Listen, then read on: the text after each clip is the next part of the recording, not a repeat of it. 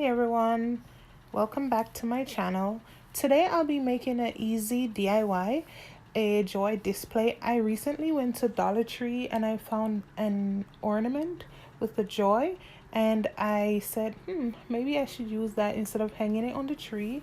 I should just make something to add to my display. So I took it apart.